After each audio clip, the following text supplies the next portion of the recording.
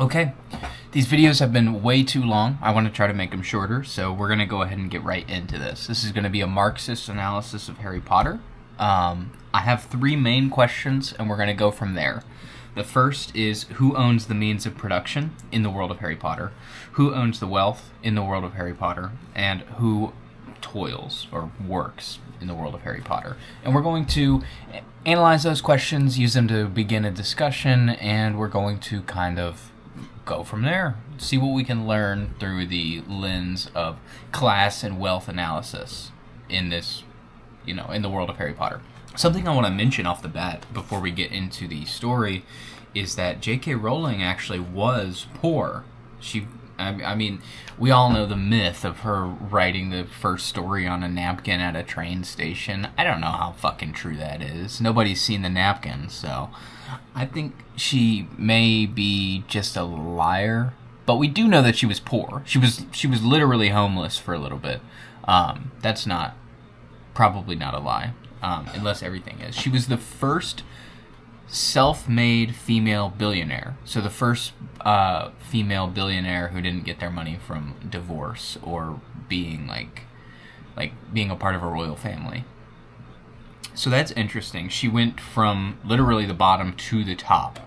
Like literally the lowest, some of the lowest you can ever be to like the highest the highest status woman of all time. If you consider status as just being the money that you make for yourself. Yeah. One of the highest status people of all time. And I feel like people don't talk about J.K. Rowling like that. In the conversation about her, it's always like, oh, she hates trans people, but she wrote pretty good books. And if they ever mention her money, it's kind of offhanded. Or I watched a couple YouTube videos in preparation for this one, analyzing the politics of Harry Potter, that they just kind of mention like that it was unethical for her to have that much money. And I do believe that it's unethical to make your money off of IP law. I think that the people who made the Harry Potter movies and the people who designed the Harry Potter merchandise deserve way more of the money from it. I think that if anybody was going to make the most money off of Harry Potter, it should be J.K. Rowling, because she is the sole creator and proprietor of it. But I think that everybody who had a hand in crafting and developing the IP as it became movies and toys and everything that it became, I think they deserve some equity in the product. Like, I think everybody who worked on those movies deserves some fraction of all of the sales. I'm already off track. This was not in the video plan. So the first question is, who owns the means of production in the world of Harry Potter? And this is a complex question because we have to ask ourselves what production is. Obviously, in the real world, it's pretty simple, especially in a capitalist society where we have money to determine. If you're somebody who makes money, then you own some kind of means of production. If you make money from your labor, and that's the only means of production you own, then maybe you don't own the means of production. You own your body, unless you're enslaved. In the world of Harry Potter, who owns the means of production? I think we can start with some high-status employed figures. The teachers at Hogwarts. Do they own any, who owns Hogwarts? That's never something I've asked. I guess Hogwarts isn't really owned. Although there is the Board of Governors that Lucius Malfoy is on. But I guess the question is, is there tuition? Like, does Hogwarts generate a profit for them? I think it's just more so a tool of indoctrination, and we could talk more about Hogwarts' role in the economy and overall world of Harry Potter more. In Harry Potter, this answer is actually a lot simpler than you would first think, because, well, everybody's a witch or a wizard in the wizarding world. Unless you're a squib or a house elf, we'll get to that. So anybody can wave their wand and make something happen. This is a model of the Elder Wand. My brother got it for me. Anybody can wave their wand and make something happen. Create something. Even food can be duplicated. Food can't be created, but it can be duplicated. Harry Potter has never been interested in answering questions like that. It is a soft magic system with some really hard rules in very few places. So we're going to try to answer this question of who owns the means of production by expanding on those rules in the ways that I think that we have to. So, for example, transfiguring. We see characters often, wave their wand and a chair appears. I think mainly you see Dumbledore and McGonagall do that a few times. And remember, Dumbledore and McGonagall are both highly proficient transfigurators. They're good at transfiguration. Dumbledore was a transfiguration teacher, and so McGonagall is the transfiguration teacher. And Dumbledore is the greatest wizard of all time. So, I don't think it's very common for people to be creating chairs, like, all the fucking time. So that kind of manufacturing, transfiguration-based manufacturing in Harry Potter is very, very rare. So while you can technically upskill yourself into owning the means of production in the wizarding world, I think for most wizards it is more practical to buy from a store. So what else? I mean, what do they buy from the stores? Well, wands. You can't just make a wand. It's way too complex. You need to get a piece of a living creature to put into it.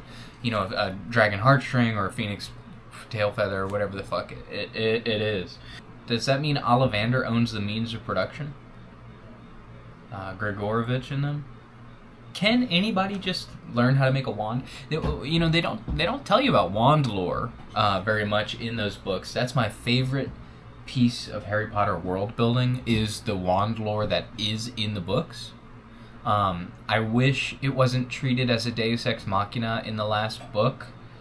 Even so, I think it's really cool that wands are sentient and make decisions based on things that happen. That they don't have eyes, but they know things, and they know more. They can know things that wizards don't, even the wizards that use them. So, I think that's super cool. But, anyways, who teaches you how to make a wand? Because there's only 2 wand makers, right? That we know of, Gregorovich and motherfucker, and then of course Fleur Delacour's great uncle made her wand or something using her grandmother's hair. Somebody who knows who has that fact on lock, correct me in the comments. Who made Fleur Delacour's wand? Harry Potter fan, find this video and answer. I guess with this first question we've established that while being a wizard makes you more productively capable than being a muggle, it does not necessarily give you full economic freedom. Also, by the way, I think we can reasonably assume that it is not possible to duplicate gold just because nobody does it, and that's the first thing I would do once I learned the duplication spell, whatever it is. It's lost in my brain right now. Is I'd be duplicating my money, obviously, and just I think the fact that the Weasleys are poor tells us that you can't just duplicate gold. I think that's my reading. So I've introduced some rules that we kind of have to accept before we can start answering the question, who owns the means of production, right? The answer is not every single wizard can conjure up anything at will, and not every single thing can be duplicated at will. Those are 2 things that are implied in the books, and I think we can take them as fact, even though they're not specifically stated. And by the way, I'm only going off of my memory of what's in the books for what is canon in Harry Potter. What is actually in the books is like my reference, and then everything else, the movies, the expanded universe, Fantastic Beasts, and Cursed Child, I don't know, I don't care, I don't know, I don't care, I don't know, I don't care. As a Harry Potter lover, I don't know about those things, and I don't care about those things. I watched the first 2 Fantastic Beasts movies. They were not very good. I was about to say they sucked dick, but actually, they didn't. They tried to make Dumbledore like as straight as possible, which isn't really an issue that I have with it personally, but just given the fact that Dumbledore is gay, it was kind of weird that they made a point to not have him say it. Anyways, I digress. But who owns the means of production? I feel like we haven't answered this. Is there an industrial capacity to the wizarding world? Like think about this. Where are the books bound? Is there a book factory? Is that factory like kind of like a sweatshop? Are there a bunch of wizards going like all day, or is it automated and somebody owns the factory and they basically print money off of that? What do you think? Now we know again because of how poor the Weasleys are, and Mr. Weasley has a government position, and he's very underpaid. Even though he's a legislator, we hear on multiple occasions of him drafting legislation. So you would think in the Muggle world that he is at least somewhat, affluent. And I guess he does have like, his house and a bunch of kids and like his shop. Like, I think I think that the Weasleys are more wealthy than people kind of think they are. They're cash poor. I grew up in a household that was, wealthy but cash poor, and my household kind of reminded me of the Weasleys growing up. So like I kind of know that feeling, and I don't think they're really that poor, but at least, again, in my headcanon, I think they're cash poor, but they're not poor. Anyways, because of Arthur Weasley's labor being exploited, his wage is so low, that tells me that there is wage exploitation. But think about it this way. He's in a high status job. He works for the government. And we're going to get back to the government. So the fact that he's poor doing intellectual labor and physical labor, that tells me that it is simply too efficient. The manufacturers, I mean, the people who make the books and the cauldrons and the what else do they buy at Hogwarts? Because I'm thinking you can't duplicate potion supplies. So I know that the people who make the potion supplies, let's think about it this way, they must work in like a prep workplace where they come in, they maybe get a shipment of stuff from like a regional distributor, and they prepare it, package it, ship it out to Madame Malkin's. No, Madame Malkin's makes the robes. Shit.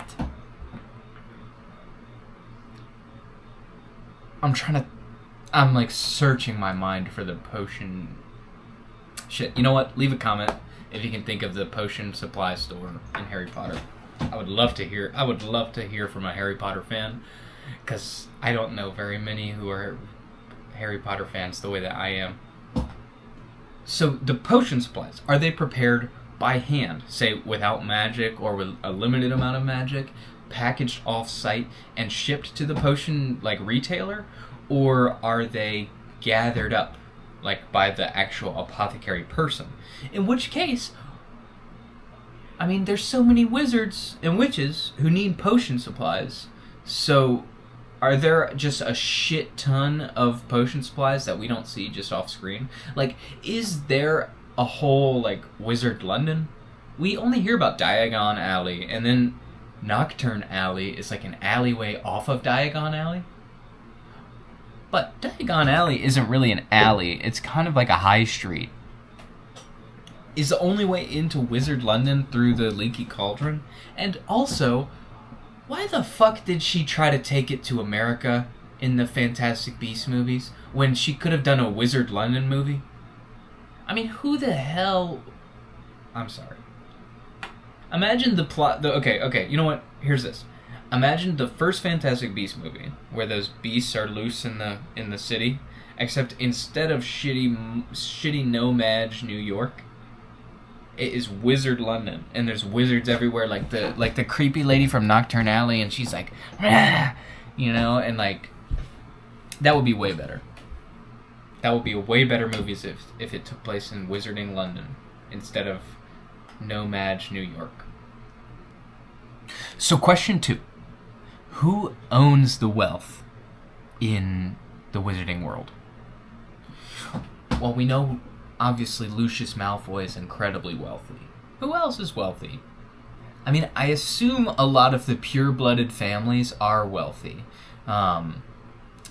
Especially the ones that worked with Voldemort and got off, or are high up in the Ministry. But we see Snape. Snape lives in his dad's apartment, his Muggle father's apartment. Is Snape poor for that? That's a good question. I think it is somewhat implied in the Half-Blood Prince that the teachers are not paid all too well, and they're not paid all the same. Professor Slughorn, like, negotiates a raise for himself, and then I think later they comment on it again, and it's kind of like... I think Snape even says it in Half-Blood Prince. When he's at his Muggle father's apartment, he says, like, I'm broke as shit on a teacher's salary. I only do this job because Dumbledore kept me safe from going to jail for working with Voldemort.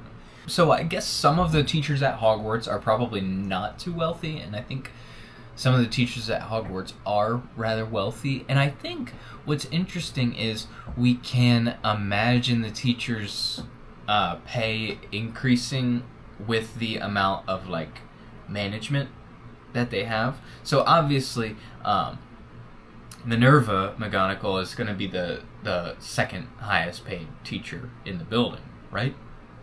Because she's the deputy headmistress, and I think she might be the longest tenured teacher, unless you count the ghost, Professor Binns, I think his name is, who teaches history of magic.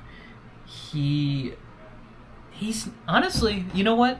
Professor Binns does not appear enough in the later books. I feel like that is the opportunity that she had to really explore the topic of ghosts beyond what she did with Nearly Headless Nick, and then in the last book, Rowena Ravenclaw's daughter ghost, and the Bloody Baron, which is just you listen to them talk for like 30 seconds. I don't actually, as a matter of fact, that's one of my biggest nitpicks. Like when I'm like complaining about, oh, I wish they did this. Like the way I complain about Marvel movies, when I'm complaining about the Harry Potter books like that, one of my biggest complaints is like, where's History of Magic? Why don't they go to History of Magic more often? I think it's only in the first 2 books, because I'm pretty sure they dropped it. They dropped History of Magic in either the second or the third book, because yeah. Anyways, when I brought up Professor Binns, what did they pay him?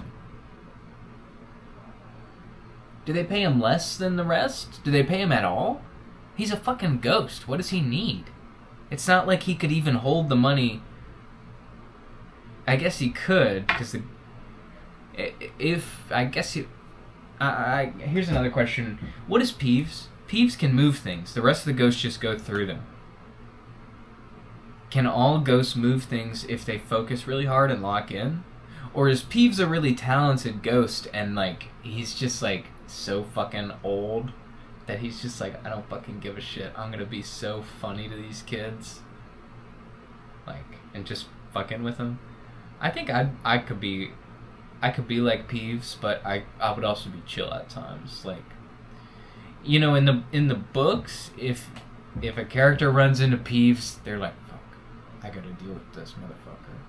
Like, if it's a more powerful or high status character, like Minerva McGonagall, she'll just be like, Langlock! Lupin does that too. Peeves just listens to Dumbledore. I don't know if that's like a duty that he has to the headmaster, like magically bound, or if he just genuinely respects Dumbledore. I can't imagine him listening to another headmaster of Hogwarts as well as I remember him. Like, Dumbledore would be like, Peeves, get the fuck out of here, and he'd be like, my bad, and run away. I don't. Have we fully answered the question, who owns the wealth? Shit.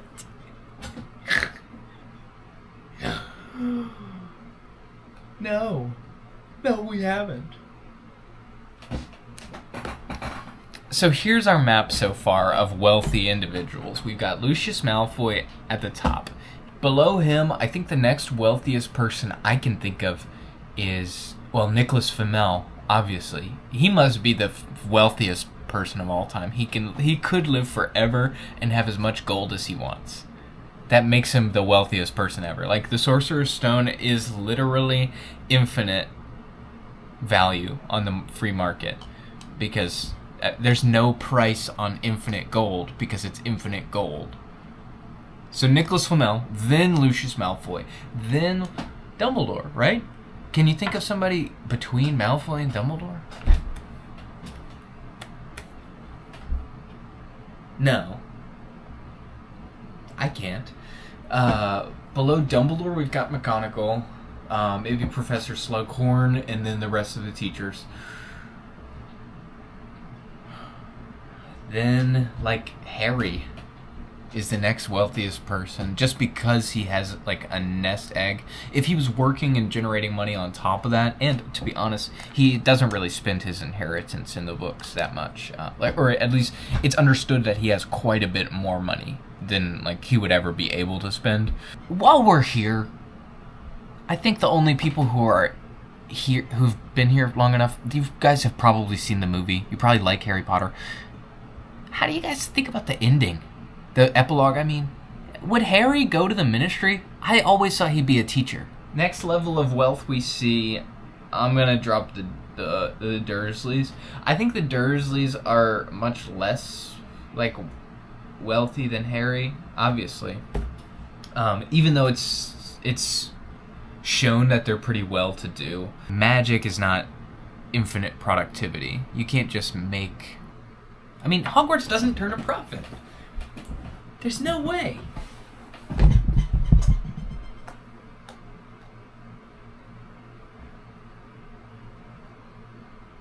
Wait a minute.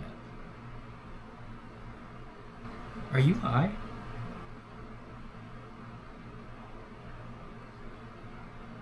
Are you high?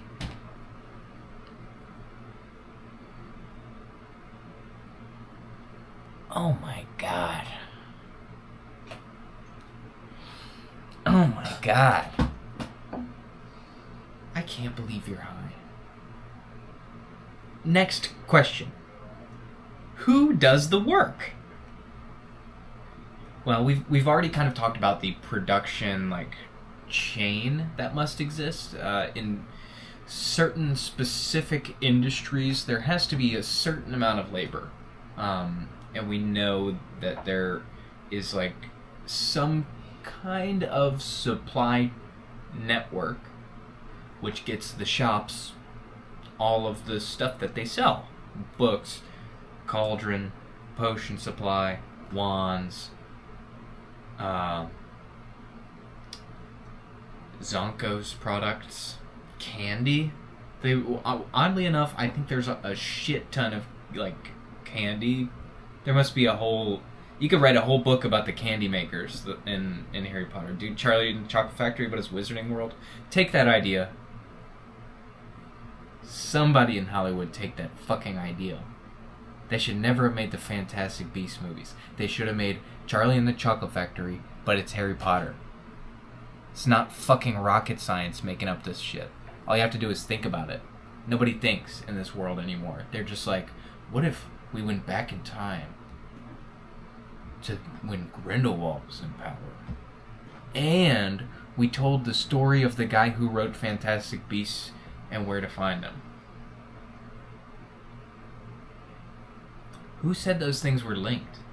And we needed 4 fucking movies about it.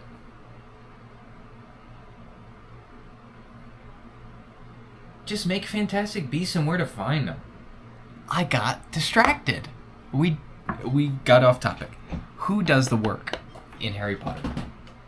So, yes, we've already talked about the supply chain that must exist. I want to talk about slavery in Harry Potter. It's the big one. You guys know I am highly passionate about the existence of slavery in the real world. It's going on all around us.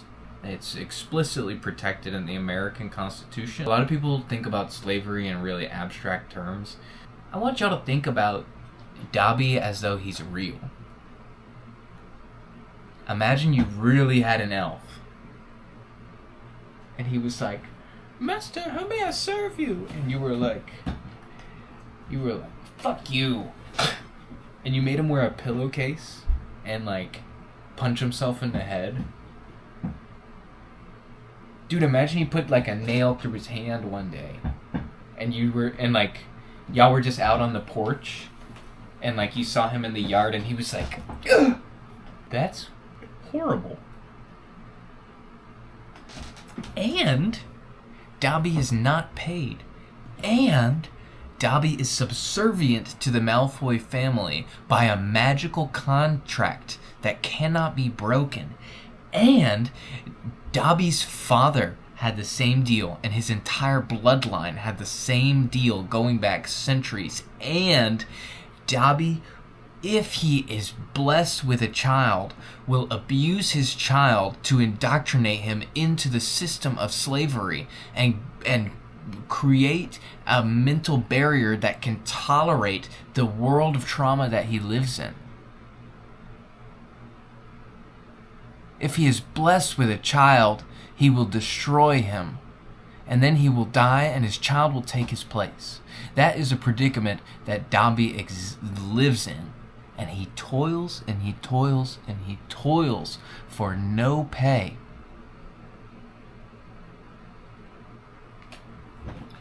And that's something that happens in the real world too. To humans, not elves. Dobby, Creature, it seems like pretty wealthy families have access to house elves. We aren't really told how you gain access to a household. We're not really made to understand. Did I say household? I meant house elf. We're not really meant to kind of understand those things. They're really left to the imagination. The elves at Hogwarts are offered payment, but they don't take it, presumably because, like I said, they live in a world of, or they were born into a world of trauma that they don't really know how to escape. And so even if Hogwarts is a nice home for them, they do still live in subservience to Dumbledore out of fear of their own individuality. I love that Dobby is able to express himself and be who he is.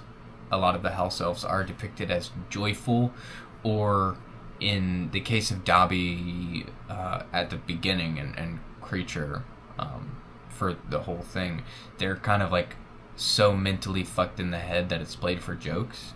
But I mean, if it was so normalized in the world, what you can charitably say J.K. Rowling was trying to say is like, people don't care about house elves. They don't think about them. And when somebody says something, they just ignore it.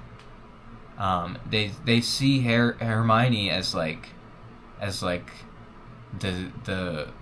way that some people see vegans. You know, the vegans who like I don't know, do some weird shit, go out in public and be like, "Why are you eating meat?" I don't know. I think that was like, dude, there was such a quaint time, like 10 years ago, when you'd see that shit on the internet and be like, "Fucking vegans, I hate vegans." And then like now here we are.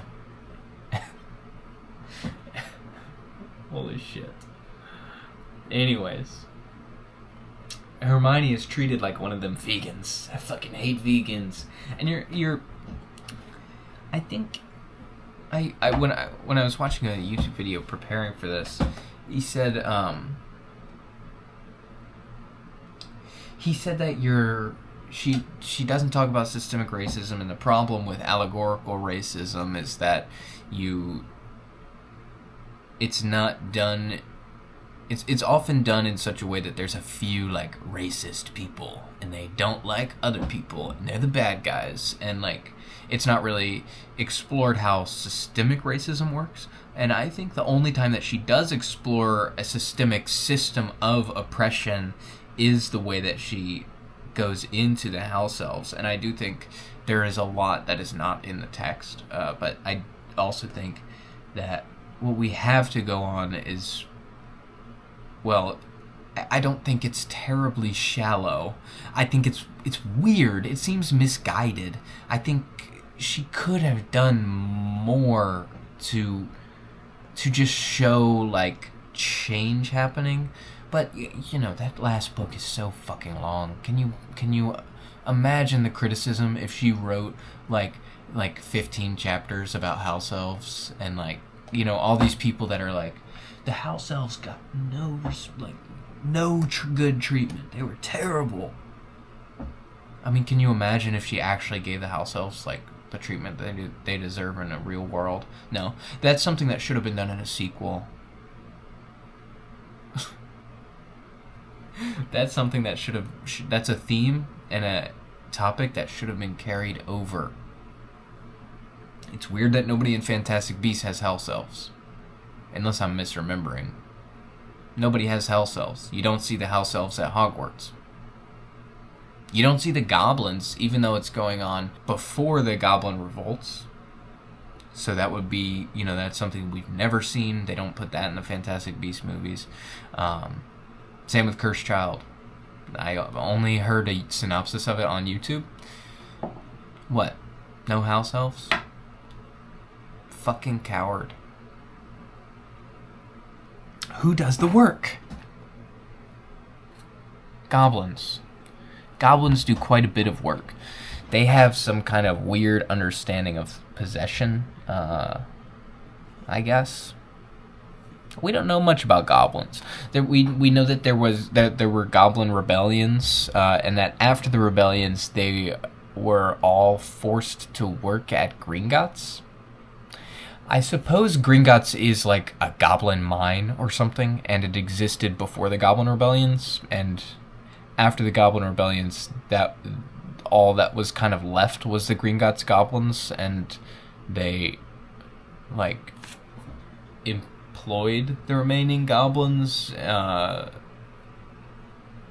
guess, and they all live there, kind of like how the teachers live at Hogwarts, except Snape when he goes to his dad's house.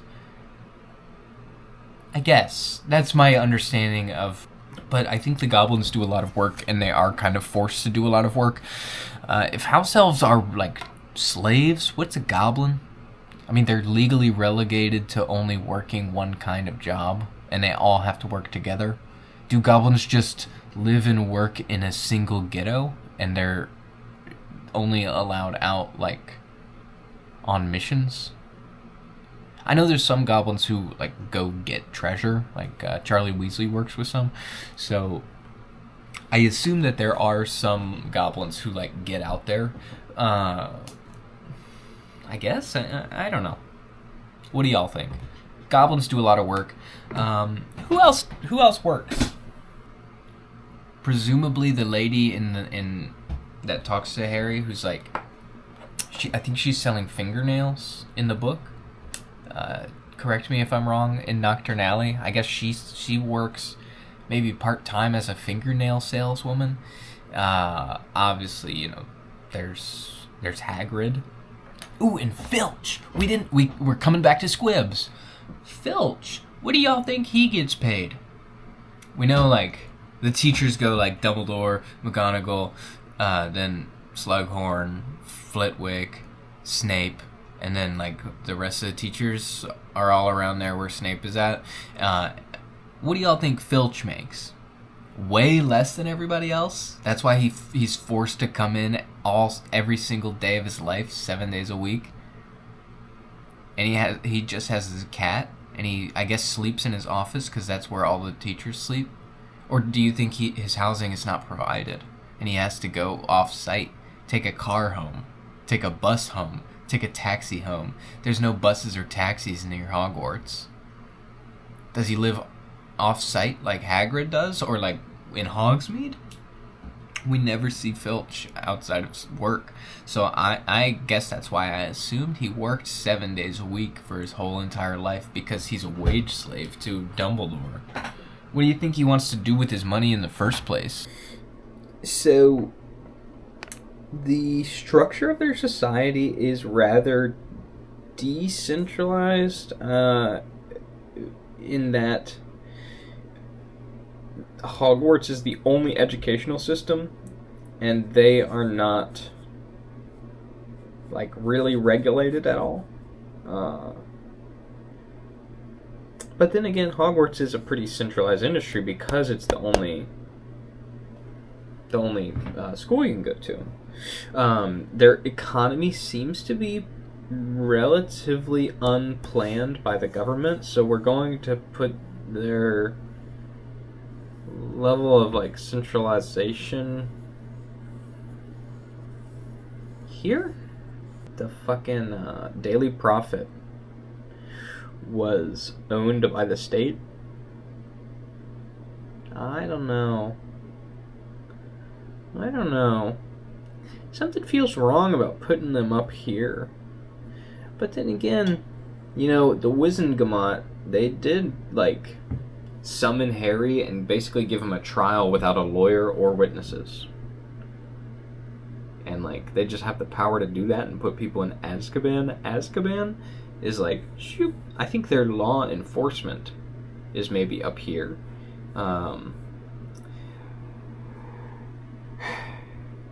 But think about this in the terms of, like, actual regulation for the industries that exist that are not the government.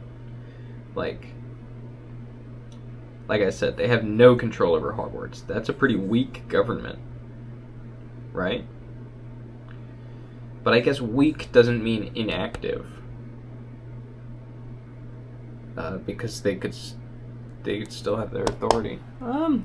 Listen, I'm gonna put the Wizarding World somewhere. Shit.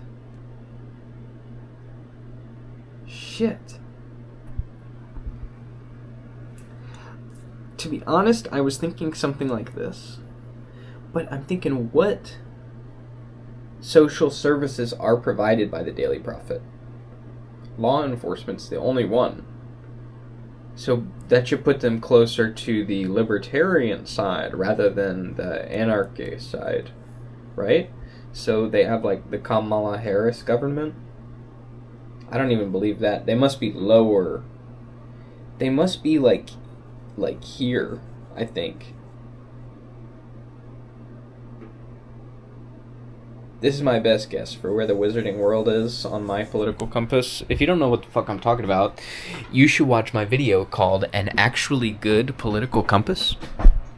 So if you've made it this far in the video, like, my heart goes out to you. Thank you for listening.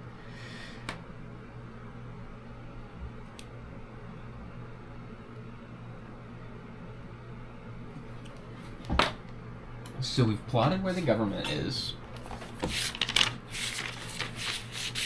What does that tell us? From a Marxist perspective. Well, I think it could be reasonable to assume that our observations are correct. Their class system resembles something like what ours does, with a lot more rogue agents, I feel. Just because, wizards can be a lot more self-reliant. But there is like a center of commerce around Hogwarts, London, and the Ministry that that the people who are engaged with it and want to live near there, they probably have to work to pay for that. That reflects, I would say, our society.